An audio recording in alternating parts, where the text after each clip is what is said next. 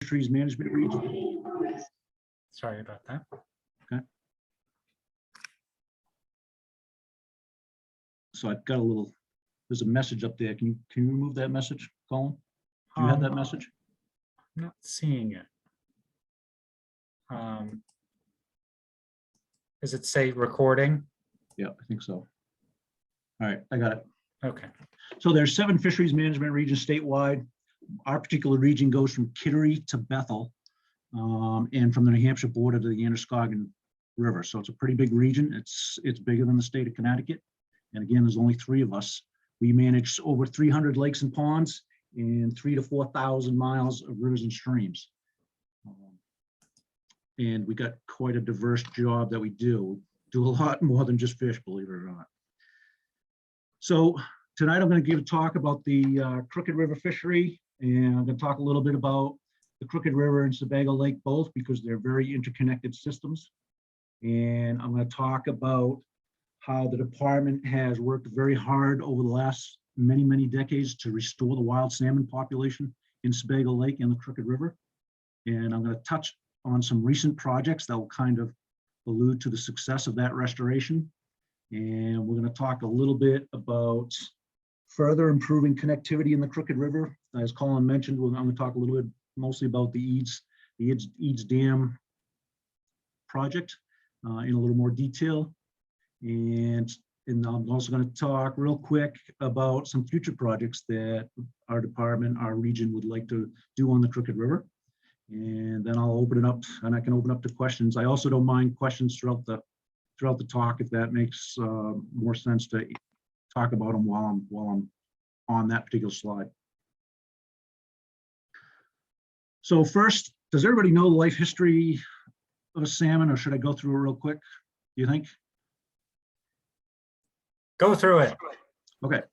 So basically, adults, adult landlocked salmon, they live in the lake, in this case, Sebago Lake. They will live there for about 2 to 3 years until they reach maturity, and then they will swim up a river or a tributary in the fall to spawn.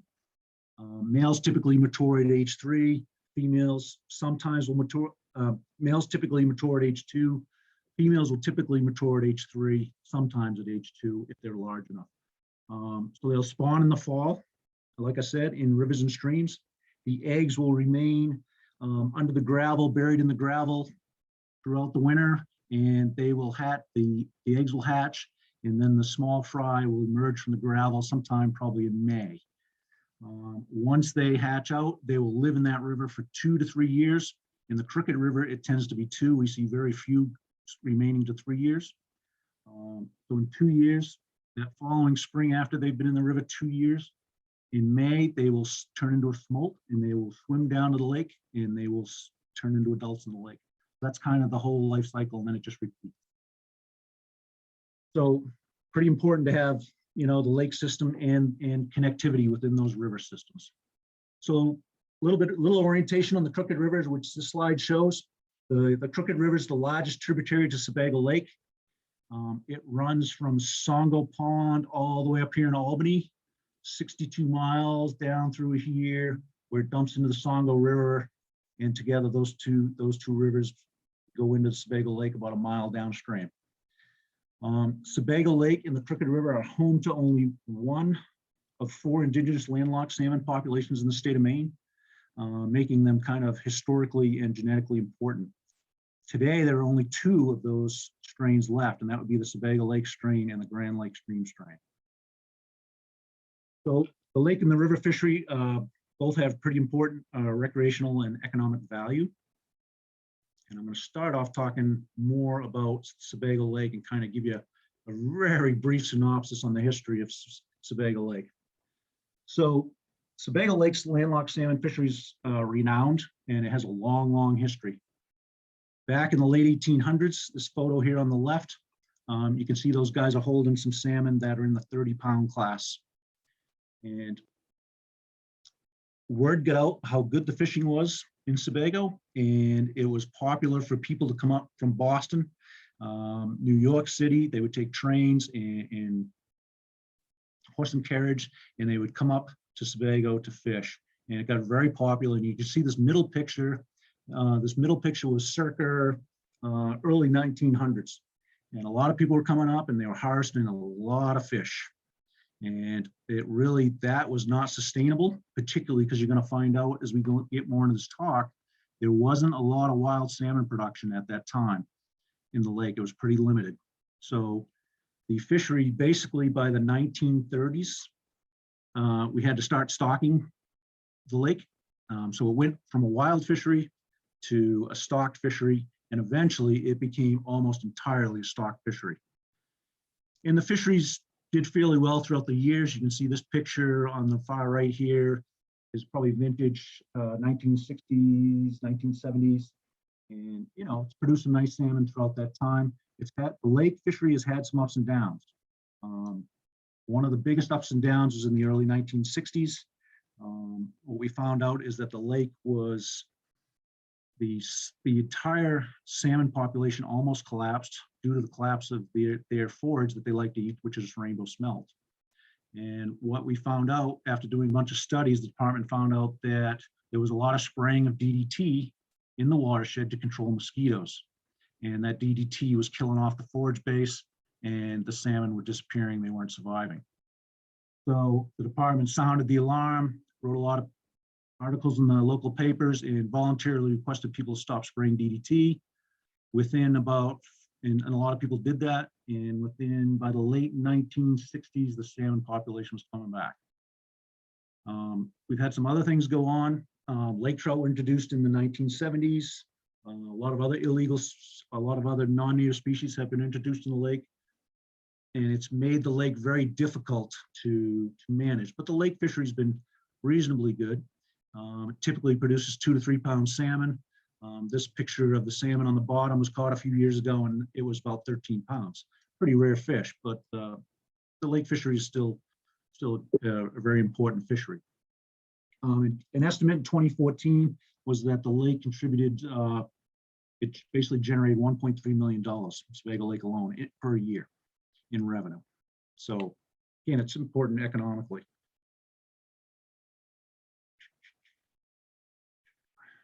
On that. So talk a little bit, it's going to switch over to the Crooked River itself.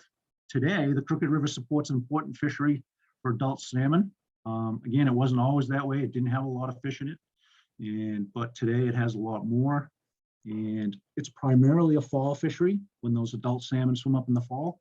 But there is also a fishery in the springtime. There's actually a double peak. Some of those salmon will actually swim up into the river in May and June, and they oversummer in the river. So there's two sort of peaks, one in the spring and one in the fall. And the spring one's kind of less known, but it does occur. So the true value of the river fisheries really was or is its potential to produce wild salmon. Historically, as I said, the adult run in the river was relatively limited, and I'm going to get into why that is. And the issue is habitat connectivity. Basically, there were a lot of dams on the Crooked River, and the department made extensive efforts to restore the wild salmon population beginning in the early 1970s. And I'll talk about each one of those. So the first dam upstream was the Eads Falls Dam. It's located about 8 river miles upstream from the Songo River. And you can see the picture on the left was the dam was initially built in 1774, and it's washed out several times and was rebuilt. This was when it went to granite stone. Right here, it created a drop of about 4 to 5 feet, and the pool below it was not very deep, so very few salmon probably passed up it at that time. There was evidence that people did sometimes catch them or net them and throw them up over the dam, but they weren't getting up on their own very often, except unless flows were excessively high. So that dam was breached in 1970 by the department, and the breach probably looked more like this picture. This picture was taken sometime in the 70s. And if you look close, there's a salmon jumping it there, and there's a salmon jumping right there. So that's what it looked like in the 70s. This is what it looks like today.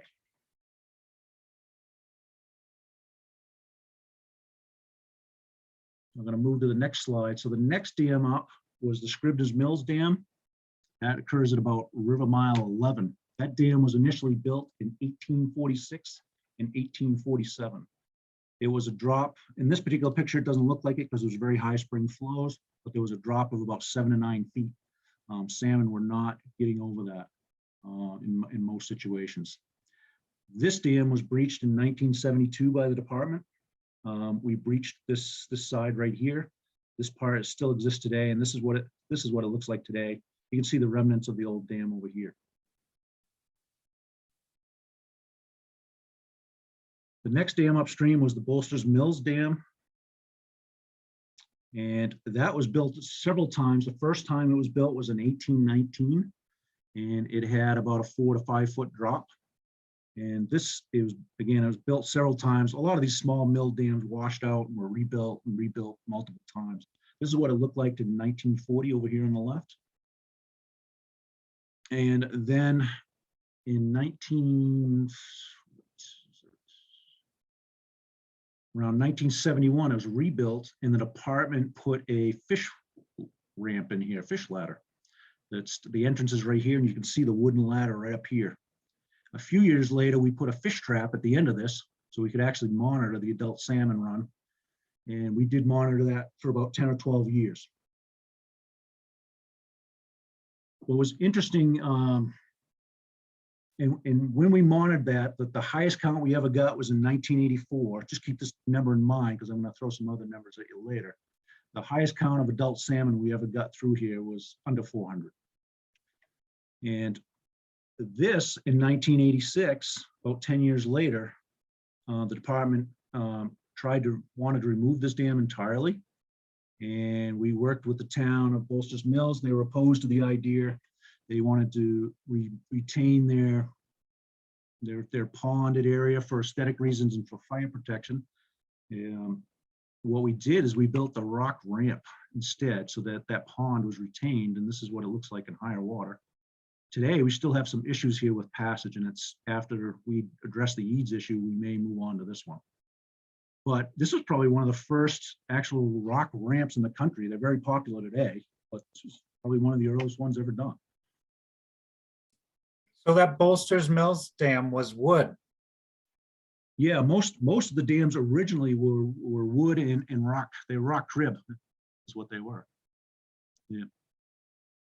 Probably the original ones at Scriveness and Eads were probably wood too. And after they blew out, they eventually went to split stone, which was a lot stronger. So an interesting fact, when we pulled these dams, again in the early 70s, when we first breached Scriveness, what was interesting is the salmon were swimming up to Scriveness, but not passing it. There'd be 100 salmon just swimming below it and swimming around it, but they would not go above it. And it was a really curious thing, but not that surprising. They never developed a homing instinct to go above that dam. So they didn't know to go above it, even though technically it was no longer a physical barrier. So in that same time frame, in the 70s and throughout maybe into the early 80s, the department actually, we would net a lot of those salmon, and we'd seine them up, and we'd also seine some fish from the adult fish from the Sebago Lake, the hatchery fish from the Jordan River run, the adult fish, and we'd truck them all the way up to Waterford and Albany, and we'd stock them near habitat to try to get them to spawn further out and to develop that homing instinct. The other thing we did is we actually reseeded some of the tribs way upstream in the main stem of the river with juvenile salmon, hoping that those fish would live up there, imprint on that area, and home back up there. And long story short, it worked.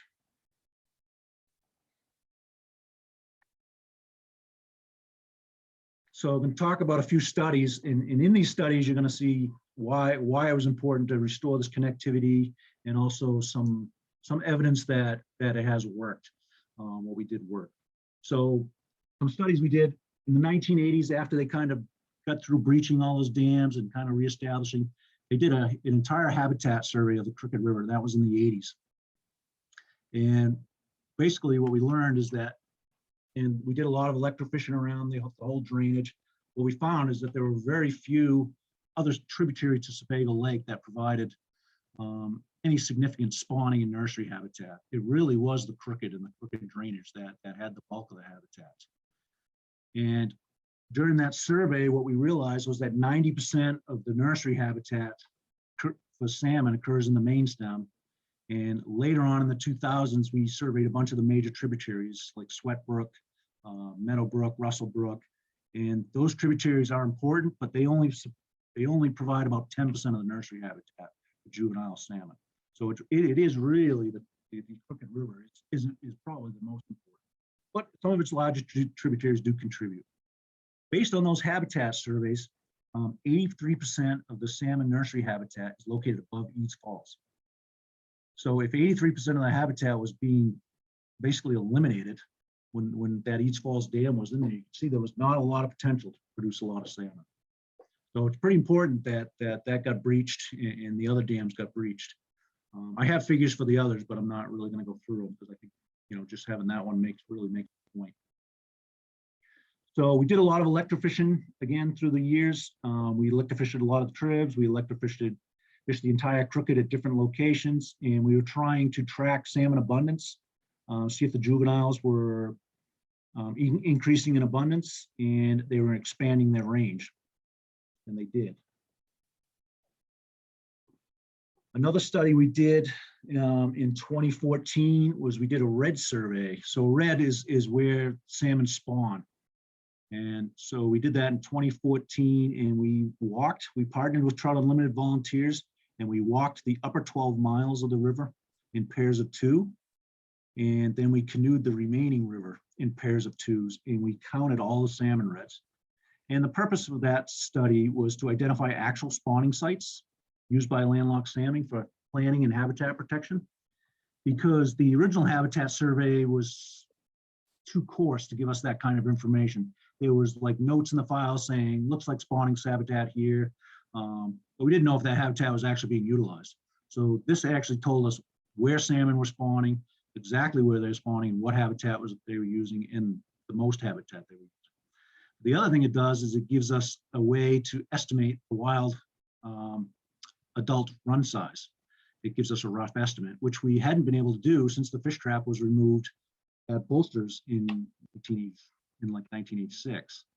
So what we found when we did that survey, and if you look at that picture, in case you haven't seen one before, this whole circular area is a salmon red right here. And the river is flowing this way. You can see the little tail out of fines down here. And so what they do is the female will basically lay her eggs here and excavate this gravel and pile gravel up on top of the egg. So this is loose gravel piled up on top of the eggs. And they will typically spawn, they're looking for gravel that is 3/4 of an inch in size. And when they fluff it up and stir it all up, there'll be some all the way down to pea gravel size, but that's what they're looking for right there for habitat. That's a classic example of a salmon red. So we found 2,107 reds throughout the entire 62 miles of the river. And what we also noticed is that almost every inch of suitable spawning habitat throughout the entire river was being utilized. If it had 3/4 inch gravels, it had a red, one or more reds in it. And there were some spots that were so heavily utilized, we got what's called red superimposition, where basically the salmon are digging up, a pair of salmon are spawning, and then another pair is coming in and spawning, digging up that old red and spawning right on top of it.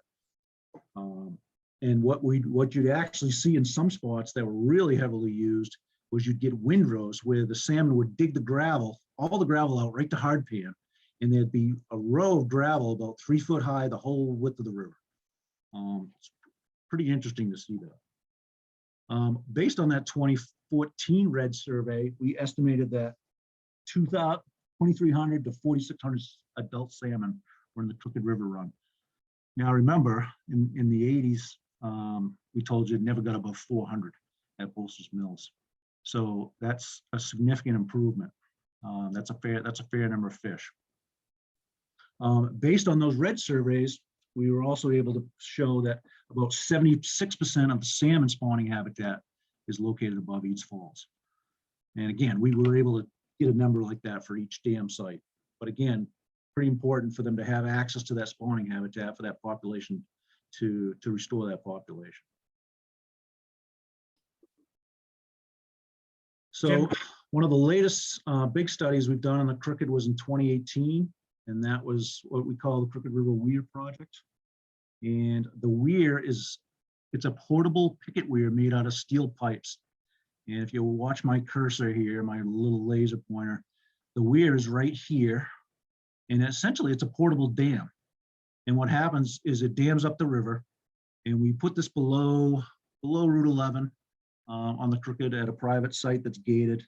And what happens is the fish will come up, they'll swim up, they'll hit this dam. And right in here, there's an opening in the dam, in this portable dam, and they swim in. There's a funnel they swim through, kind of like a lobster trap. And then they end up in this big pen behind this platform we're working on. You kind of see part of it here. It was a 16-foot long pen by about 4 feet wide. So the salmon would be trapped in there until we came and unlocked the box and got them out and did some work. So the purpose of the weir was, one, to examine the full adult fall run size again. You know, the red was an estimate, but we didn't know how accurate that was, and it hadn't been done in a while, and to get some data on the wild fish. And the other thing we wanted to do is track some of their movements, because we tagged some of the fish. So a few highlights: we got a full report that's going under peer review right now.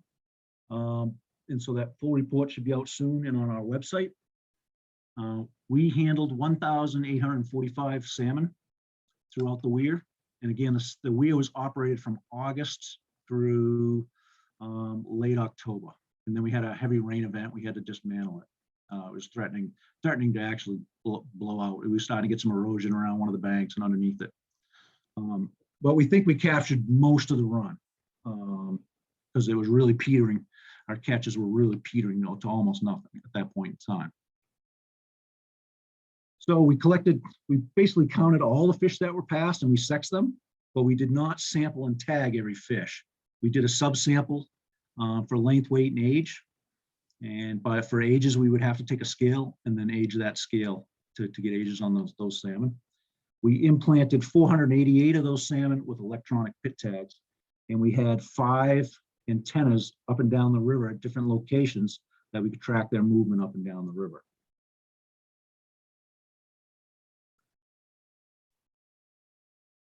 So one of the things we saw is that the average salmon at that time, the average wild salmon was 18 inches, 1.76 pounds, and had a condition factor of 8.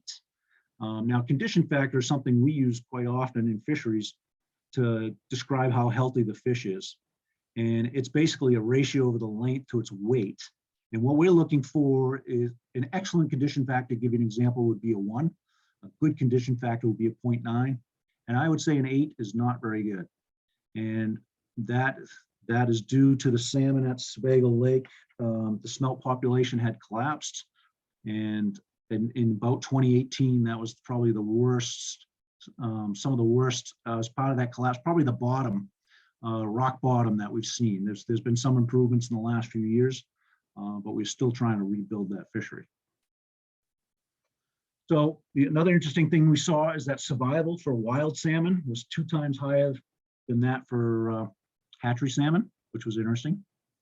Another thing we saw was that we saw wild salmon up to about 9 years of age, what we would call a 9+. So they're a little over 9 years old.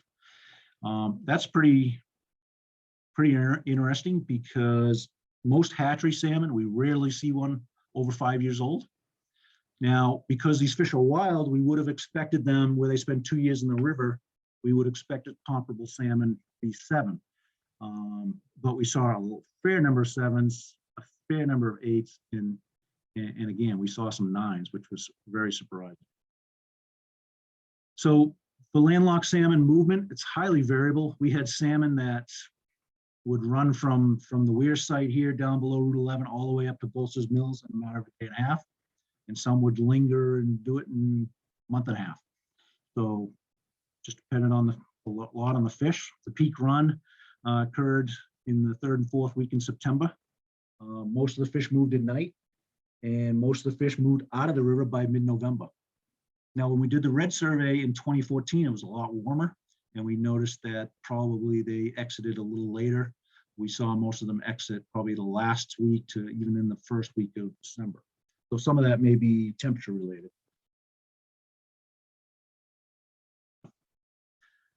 So I told you we had a lot of historical data from Bolsters Mills. And if you look at this graph, this was that year in 1984 when they passed 400. If we compare the Weir data to that, we passed over 1,800 salmon by the Weir.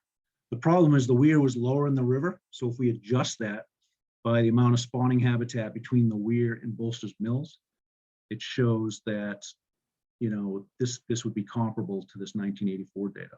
So you can still see it. We've doubled the amount of wild adult salmon between 1984 and 2018 study. And again, I would say that the 2018 population is probably much lower due to the condition and survival of the salmon in Sebago Lake. And I would say that that red estimate that we had of 2,000 to 4,000 is probably much more accurate of the full potential of the river.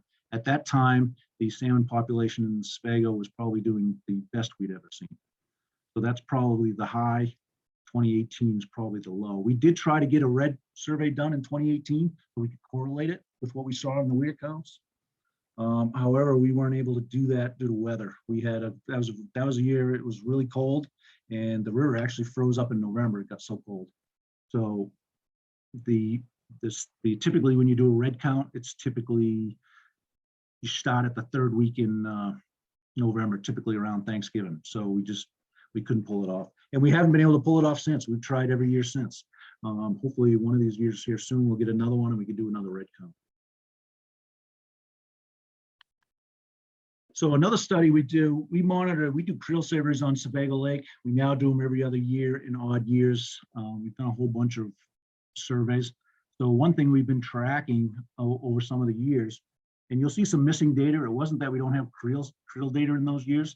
It's that I didn't feel comfortable with the sample size. It wasn't high enough, so I didn't show the data.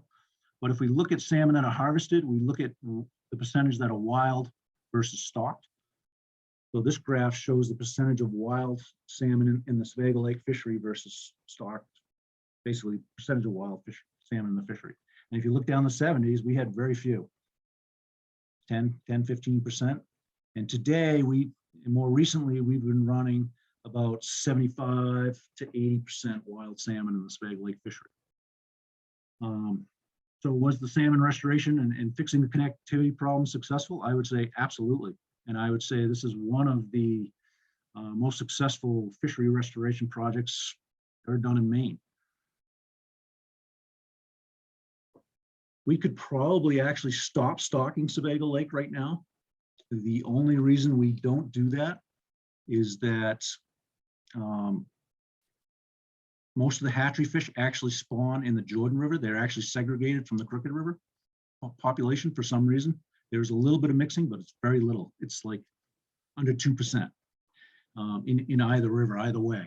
And the hatchery fish mostly swim up the Jordan River over in Raymond, or Panther Run, as some people know it.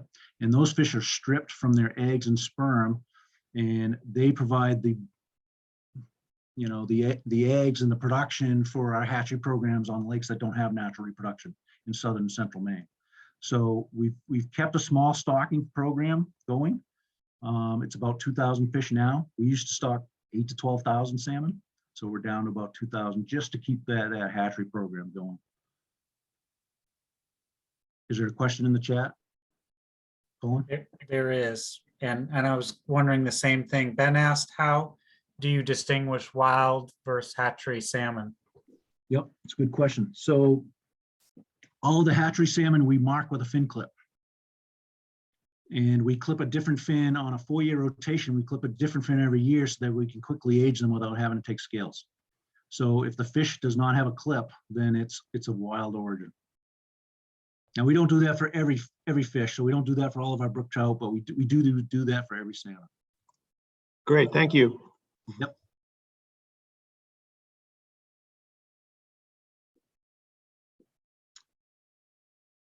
So some newer projects we've been working on, and Colin kind of alluded to this one, was the Crooked River, looking to improve connectivity on a few of these dams that were breached.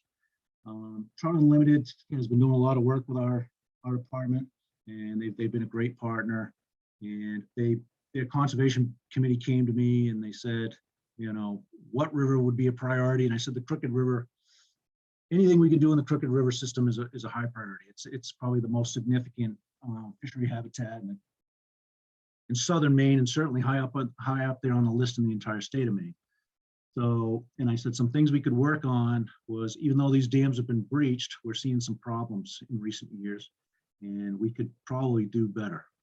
And to give you an example, so right here is a photo of taken on at Eads Falls on 9/23/2019.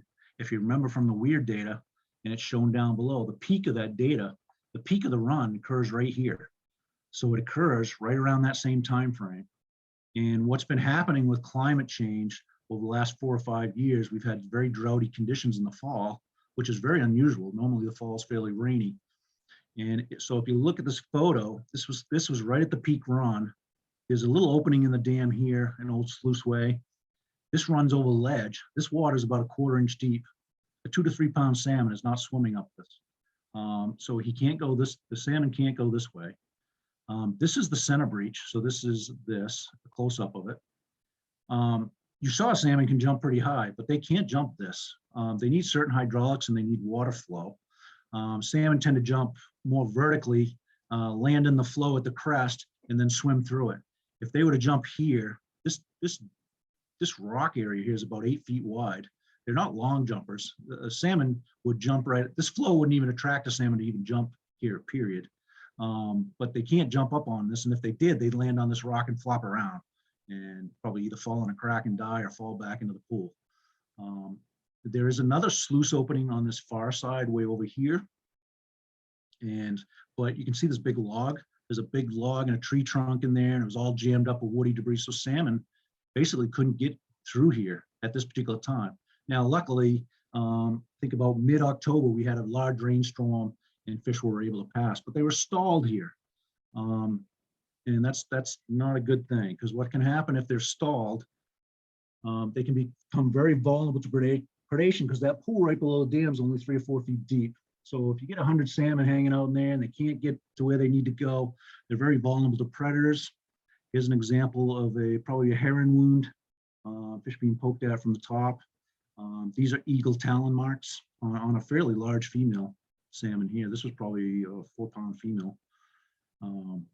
So they become very vulnerable to predation. And if we didn't get that fall rain, we could get a whole year class failure almost, because again, 80% of that spawning habitat is, or 70-something% is above Eads Falls. So you could get almost an entire year class failure.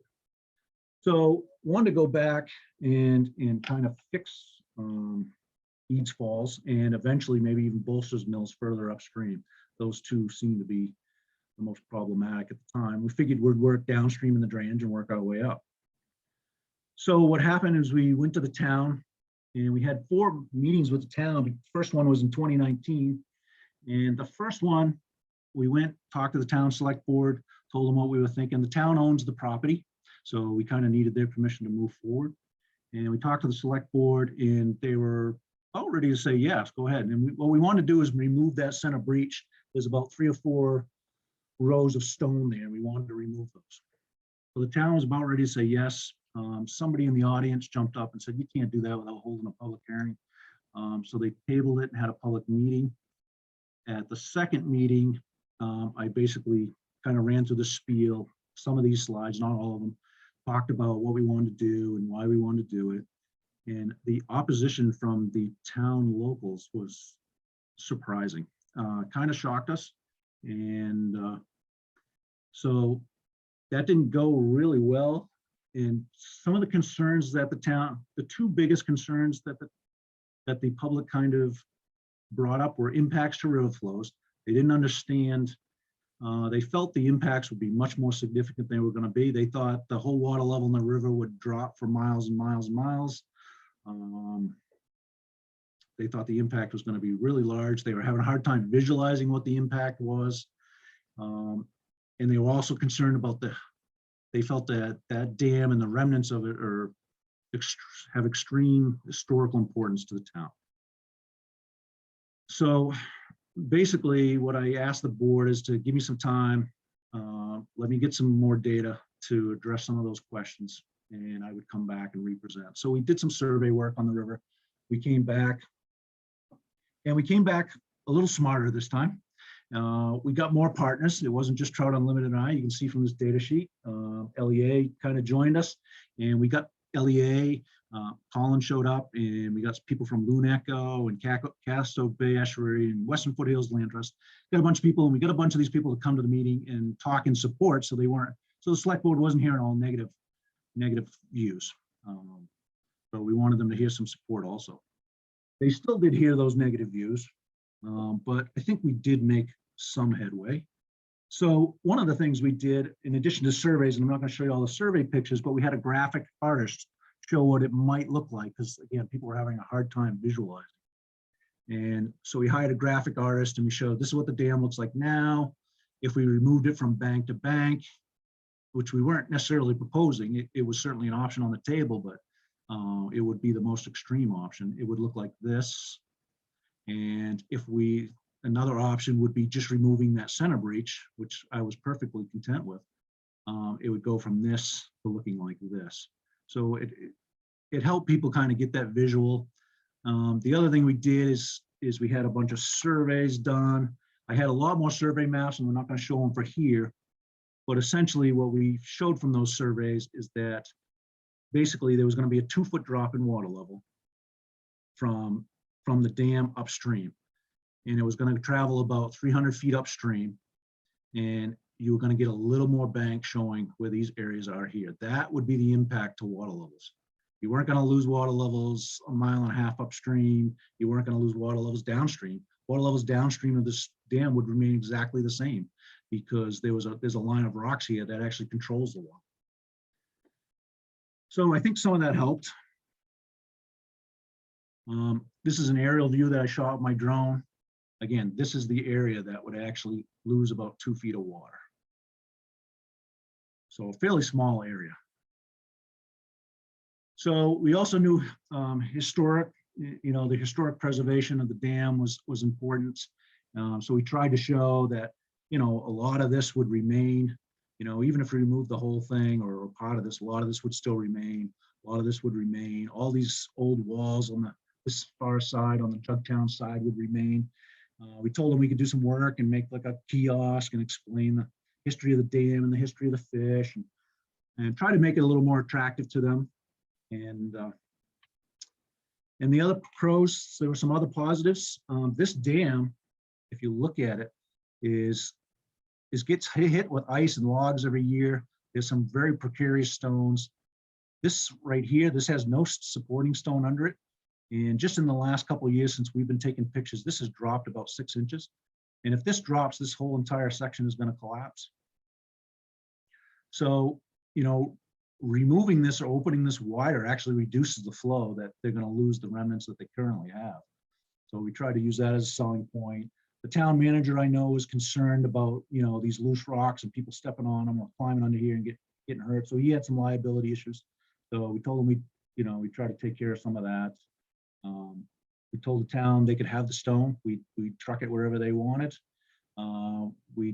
We do some cleanup. There's a lot of invasive plants on the far shore where they have their little park. We told them, Trout Unlimited volunteers and other volunteers would come clean up that area.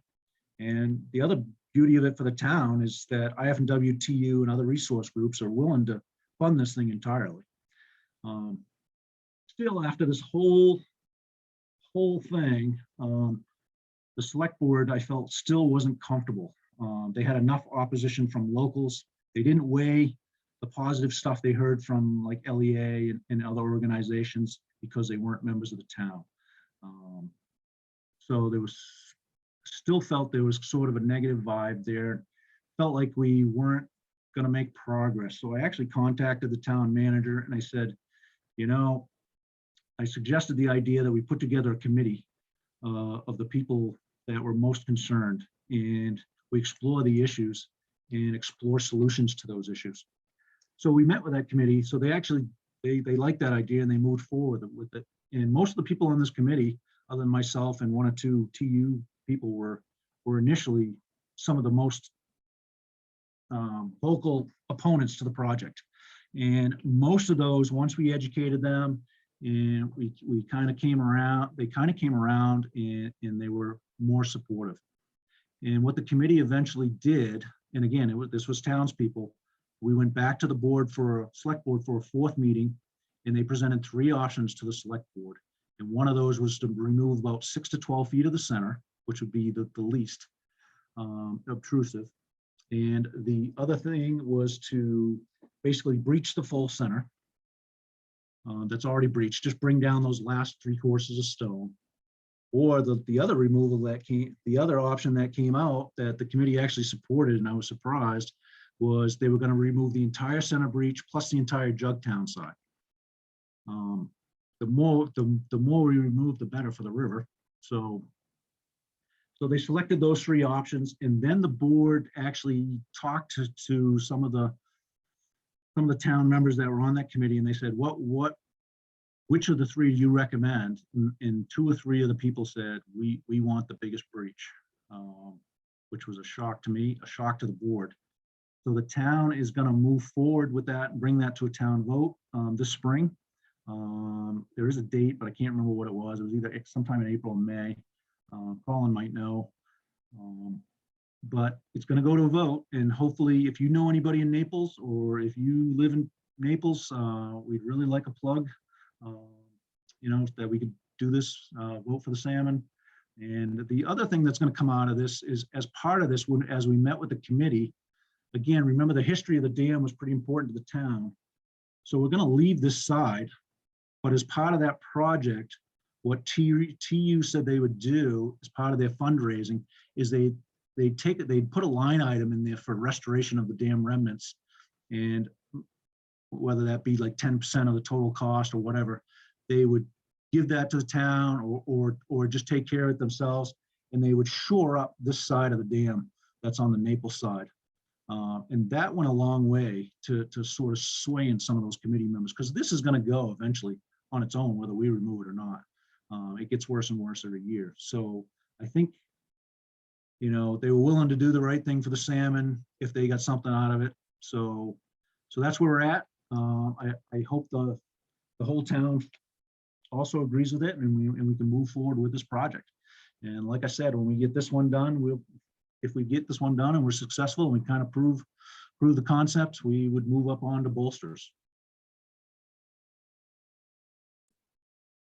Jim, I believe the Naples Town meeting is April 28th, but that's the in-person meeting.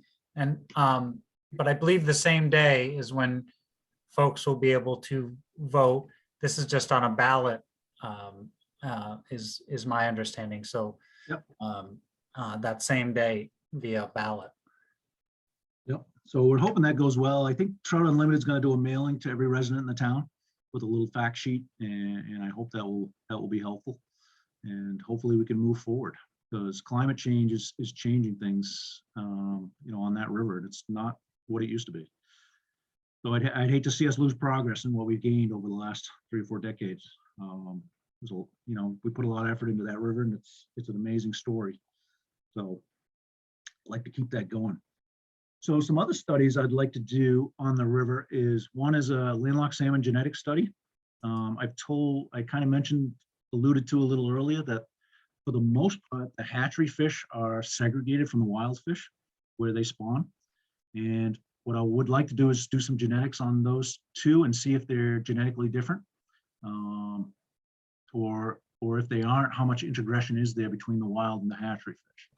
So that's one thing I'm looking at. The other thing I'd like to do is look at the 2 remaining native strains to Maine, the Sebago strain and the Grand Lake stream strain, and see how different they are. We've done an older genetic study, but we probably did it 12 years ago or so. But the data in genetics has advanced so much, we can tell so much more. So we'd like to kind of redo the genetic study. And they were genetically different strains at that time. So again, we'd like to kind of redo that study, see how different they are. And one thing I'm wondering now is, there's been a few occasions, like during that DDT era, where Grand Lake stream strain were stocked in Sebago Lake because there weren't enough Sebago Lake strain. And there's been a few instances here and there where that has occurred. And I want to see if there's any genetic introgression of the Grand Lake stream strain into Sebago, and if there is, how much. So I'd kind of like to look at that. One other thing we wanted to look at was genetic comparisons to historical samples. So we got some scale samples from Sebago from the 1950s, and we'd like to do some genetics on that and see if the population has changed for the better or the worse since the 50s. And also what we want to look at is kind of get a baseline so that when we manage our brood stock in the hatchery system, we make sure that we're not inbreeding those fish and creating a genetic bottleneck. And if that means we have to go to the wild population every 10 years and bring in some new genetics by kind of mixing with our hatchery brood, then we could do that. So it's basically to manage our hatchery brood for the long term. So we do some of that now, but it'd be better if we actually had some data as a baseline and we can monitor it over time. So that's kind of the genetic study in a nutshell. I have talked to Mike Kinnison at the University of Maine at Orono, and he's willing to do that study. He's actually excited about it. In order to do that, he's going to have to hire a grad student. It will cost us, we figured that study would cost about 25 grand. So I'm starting to try to do a little fundraising, Trout Unlimited to raise some money now. We'll probably maybe write an outdoor heritage grant. We'll see if we can round up that money and get that study going. Another study we got proposed to do this summer is a thermal profile survey of the entire 62-mile Crooked River. And what we've done is we've bought some temperature monitors that are very, very sensitive. They can detect, I think, tenths of a degree in a matter of seconds. And what we plan to do is walk and canoe the entire river and try to find reaches that are cooling reaches and reaches that are warming reaches.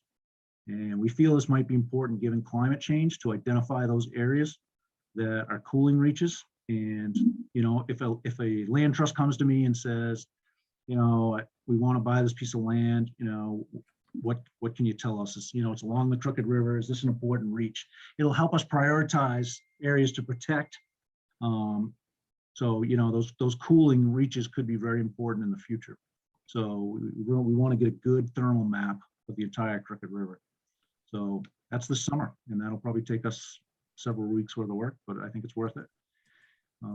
It's been done quite a bit down east on the down east Atlantic salmon rivers, and so we're hoping to do it here. So we bought the equipment this past summer, and we kind of got a crash course on how to use it from U.S. Fish and Wildlife Service, and we're going to strike out on our own this summer. Probably be August. We want to do it when the waters are warmest. Again, I told you already we'd like to redo the red survey if conditions are ever right again. What we seem to run into is either ice is coming earlier in the fall, or the river just doesn't clear up. The water has to be clear so that we can see the reds. But after leaf drop, it gets very tannic and coffee tea colored, and we can't see the bottom.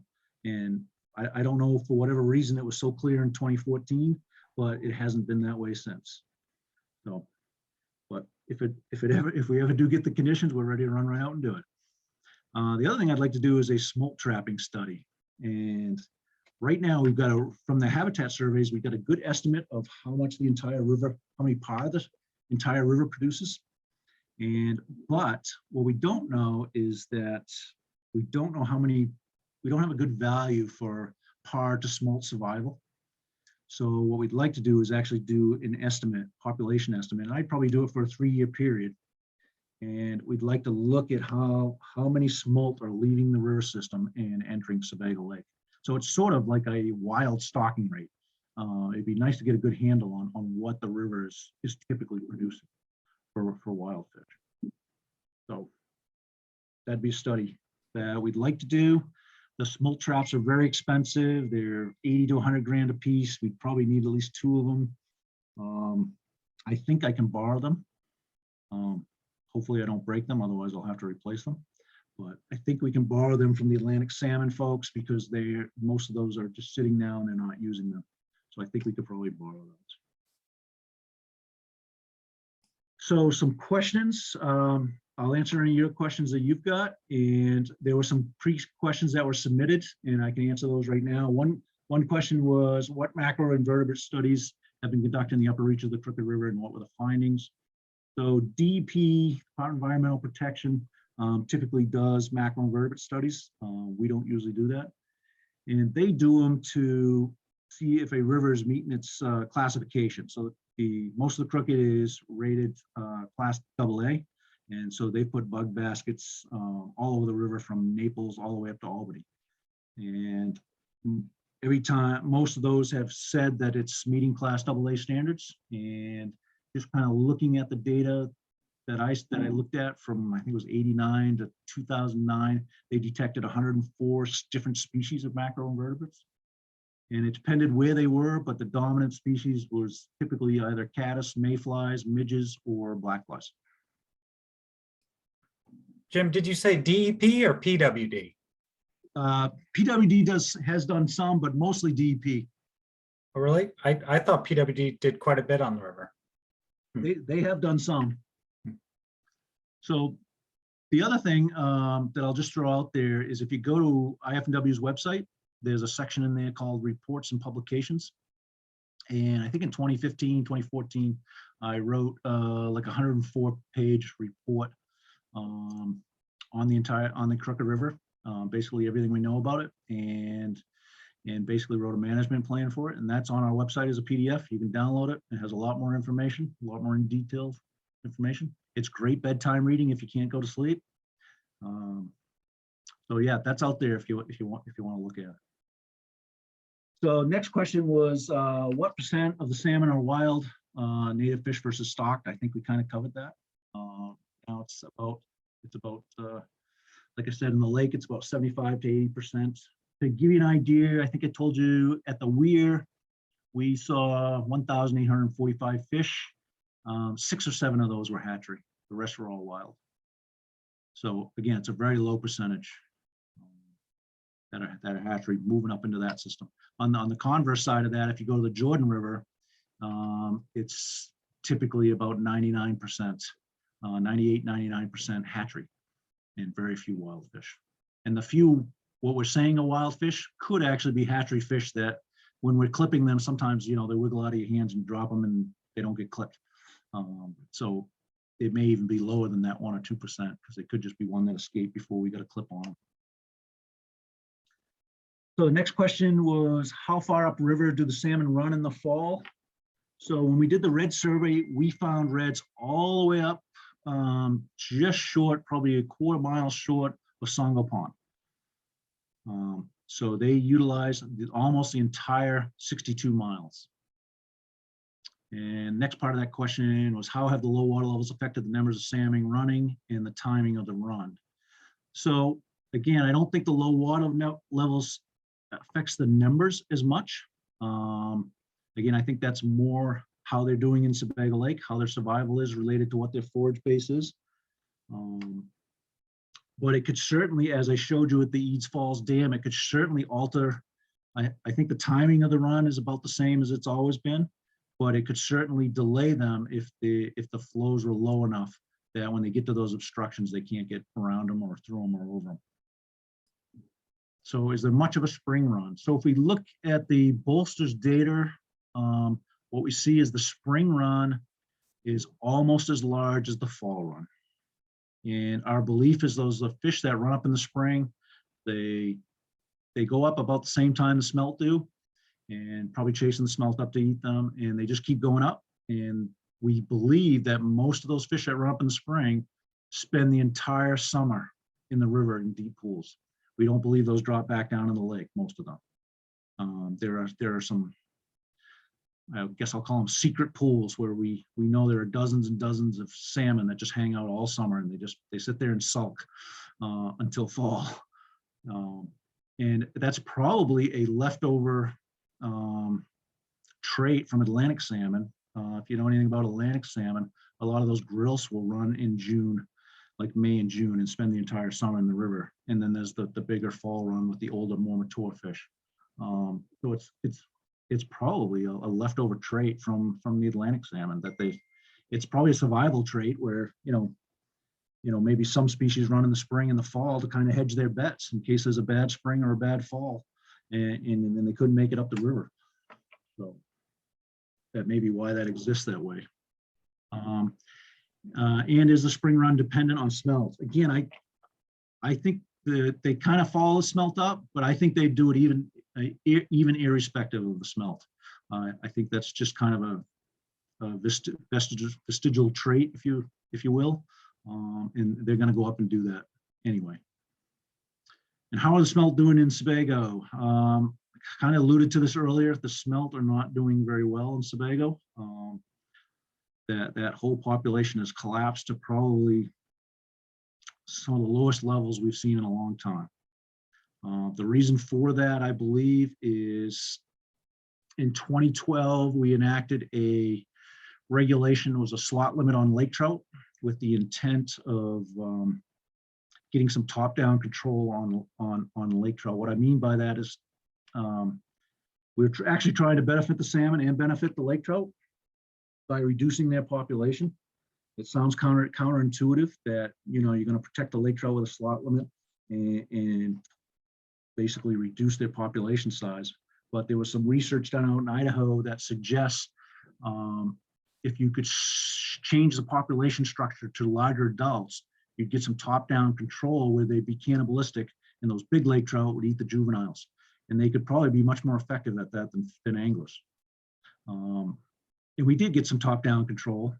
The problem was we stockpiled enough lake trout that we had enough big lake trout in there. We were getting more production. So we were getting more young lake trout that were feeding on smelt.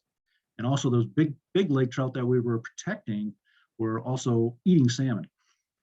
So, you know, they'd eat some lake trout, but they weren't going to discriminate. They'd eat anything that was big that they could put in their mouth. You know, when those fish got 23 to 26 inches, they're no longer interested in smelt. They're looking for larger food items, and the salmon would do just fine.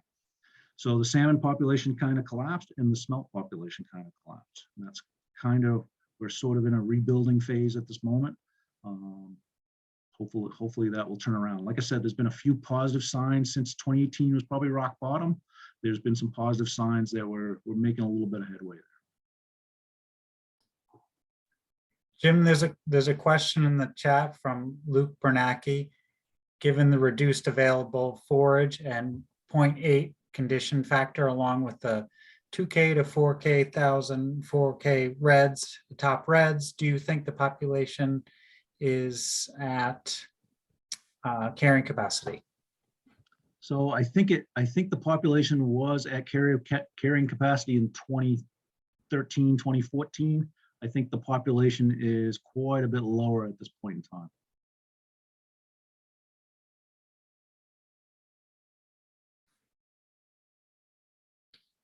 Do we have any more questions for Jim? Looks like Ben.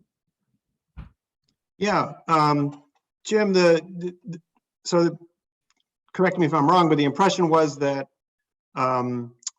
the reds were mostly found in the main stem and not in the little tributaries of the Crooked River. Is that kind of what you found? And so the active, you know, spawning sites really weren't showing up in any little smaller tribs. Is that just it? Well, maybe I have that wrong, first of all. So when we did the red survey, we didn't actually do the tributaries. Oh, okay. For the habitat surveys, we did do the tributaries. At that time, we did not do the tributaries. I do know there is some spawning in the tributaries. There are reds in Mile Brook. We've seen reds in Sweat Brook. What we find in those smaller brooks is they typically can't go up as far. They become a lot more vulnerable to predation. So again, I do think the bulk of the spawning habitat is in the main stem, similar to the nursery habitat. The bulk of it is in the main stem. So is that really, is it a physical depth issue in part? And I guess I didn't realize about the predation, but you're definitely thinking because of just that habitat availability is more, there's just more of it in the main stem. There's more of it in the depth and obstructions in some of these small streams. A lot of these small streams might have beaver dams or rock ledges. And again, the main stem is so much larger than some of these little trickles. So I think, you know, they're certainly using the tributaries, and I think it's important that they've expanded out their range into those tributaries. But again, the bulk of the spawning habitat is in the main stem. Yeah. Okay. Thanks. It looks like John is next with a question. Yeah, thanks. Jim, I've noticed probably the last 4 or 5 years, the water level's down quite a bit lower, and it seems to heat up a lot faster and it's staying warmer a lot, a lot longer. I was wondering if you guys had considered maybe some warm water closures. So it's interesting that you would ask that. So that's done a fair amount out west. Yes. It has not been done in Maine. I was just talking to our research biologist because there's been more and more questions about that. They have just done they've done a literature search and they're putting together a position paper on that. His feeling was that those are not effective, based on what he told me. I haven't read the position paper. I'm not really sure. But it is being suggested more and more by anglers. And again, we haven't typically done them in the East Coast, like they have out in Montana, Idaho, Wyoming, those type of places. But it wouldn't surprise me if in the future we may entertain some of those. All right, thanks. Yep. I believe Lisa Helm had a question in the chat next, which is, are you protecting the deep holes where the spring run salmon summer over? So they're not, I don't tell people where they are, but there's not, at this point in time, there's not specifically a regulation in effect, which would actually probably draw people to those areas. There's not specifically a regulation that those areas are closed. Again, not to say we couldn't do that in the future if we found that there was a problem. Alana asked what's being done to specifically support rebuilding the smelt population. So there's a few things. The biggest thing is to reduce the number of predators. So we've gone on sort of an educational campaign trying to encourage anglers to harvest their lake trout. We've got signs at all, we put new signs up at all the boat ramps. We've explored many different ideas on how we can encourage people to harvest. Because what we've seen is that people, there's this big catch and release ethic nowadays, and some harvest is actually good in some places in some situations. And what we've seen in the 70s, I've got a graph of it. If you look at the release rate of legal togue in the 70s, it was 0. And it's gone steadily like this. So the release rate on legal salmon and lake trout right now is close to 60 or 70%. So even though people can harvest them, if they don't, the only way to control, if they don't, then your regulation is essentially ineffective. So we've got two ways to control the predator population. One is to stop our stocking, which in the case of Sebago doesn't really work because we're almost down to nothing now. But we have wild salmon that are reproducing, and we've got wild lake trout that are self-sustaining. So we can't really stop stocking. That's not an option. And we've basically got the regulation as liberal as we can get it, almost as liberal as you can get it. I mean, it's no size or bag on any salmon under 26 inches, only one over 26. But if people don't harvest them, then the regulation is not going to work. So we've been trying to encourage people to harvest. We've tried to find outlets for the lake trout, because a lot of people feel guilty about killing the lake trout if they're not going to use it. One idea we tried didn't really seem to pan out, but to give you an idea kind of how creative we got is we put a freezer. We tried one freezer experimentally where people could drop off their unwanted lake trout, and those fish would, when the freezer was full, we would then call a wildlife rehabilitation center, and they were excited about it. And they would come up and get the lake trout and feed them to their animals that would eat fish that they were trying to rehabilitate. So again, just didn't really seem to pan out. We've talked about doing something with garbage to gardens. We've sent out recipes. So there's a lot of things we've tried. We've tried gill netting them recently in the last couple of years on the spawning grounds to see how many we could remove mechanically. The problem is it's a short spawning window. And you got to go out at night, and you got to do it. It's in late October. It's windy. It's kind of nasty. We got a very short window to do it. We found we can only get out a few nights, and we just can't effectively remove enough of them that way to be effective. And the other thing we were finding out is that almost all the fish were males. So again, if you're going to net remove lake trout, we would really like to target the females at that time, so that you're kind of getting the double whammy. You're getting them before they spawn, so you're removing the males and the females, but you're removing a lot more females so that they don't spawn. So that was not ineffective. We're also looking at, I bought a bunch of new gill nets. We're also looking to maybe do some experimental gill netting and see if how many we can remove in the summer months by gill netting. I don't think it's going to be successful. I don't think we can catch enough. They put a dent in them. So again, anglers are our best resource, but we've got to convince them to harvest. And the other thing we've done for smelt is I've been putting about 3 million smelt eggs into Sebago from another water, from another lake. We've been doing that for the last couple of years. I will tell you, it sounds like a lot, but you probably get 1% survival to adult. That's going to then spawn, and 3 million fish with 1% survival in a 30,000 acre lake is like spitting into the wind. I need billions of smelt eggs, and I just don't have them down here. I've explored getting them from other regions, and so far that has not panned out. Region B has tried, and they weren't successful. Region D, I can only go so far because so far north, because the conditions aren't acceptable, like temperature-wise. The timing of their spawn and their lake temperatures is so different that I could probably only go up as far as about Rangeley to get smelt eggs. So, and all the other regions are kind of in the same boat. Smelt are a very valuable commodity, and they don't want to give up any of theirs. And so there's a little territoriality going on. So it's hard to get enough smelt eggs to make a difference in a lake the size of Sebago. But I'll keep doing what I can do.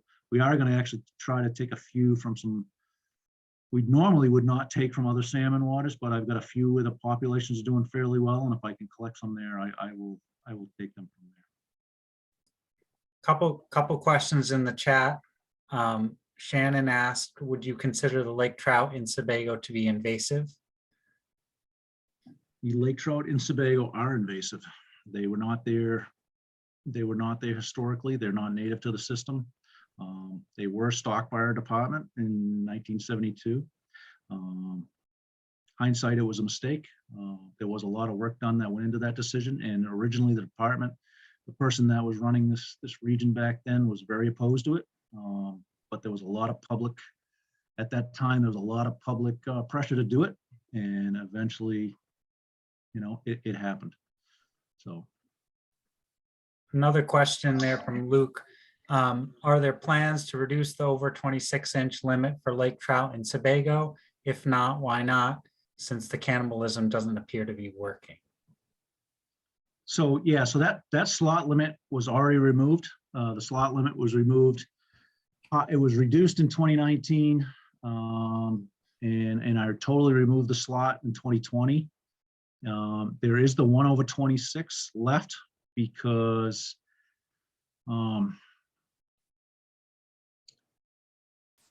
that wasn't my idea, but basically I would say my administration wanted to keep that idea so that some quality lake trout, there is a contingency of anglers that like to fish for lake trout, and they wanted to show that, we were trying to do something to protect some of those large lake trout. But I will tell you, at 1/26, those fish are very rare, and most of those ones that are 26 that get caught are harvested. So it really has no biological effect, the 1/26. It's not stockpiling a bunch of large lake trout in the lake. Sounds good. Any more questions? I'd love to ask one more, but are we short on time or? Why don't we, last one, Ben, to you. Well, maybe a comment. more of a comment, but now I guess it's a question. Your thermal study proposed that you're going to do this summer. Have you thought, so you got your drone, have you thought about combining it with some drone footage to measure canopy coverage as you do that thermal study and kind of get a calibration against that? I haven't. Typically what it's felt is that I'm not sure it's canopy I don't believe canopy is what's contributing to the cooling areas. It's areas where we got groundwater coming in to the system is what we're actually measuring. Got it. Okay, thanks. Yep. Not that canopy isn't important for shading and not that it doesn't help. Right, but not the prominent. I think mostly what we're measuring when we hit a cooling reach is an area where we've got groundwater influence. Spring, yeah. Excellent. Well, these were great questions and a fascinating presentation, Jim. Really appreciate your time. So thank you from all of us.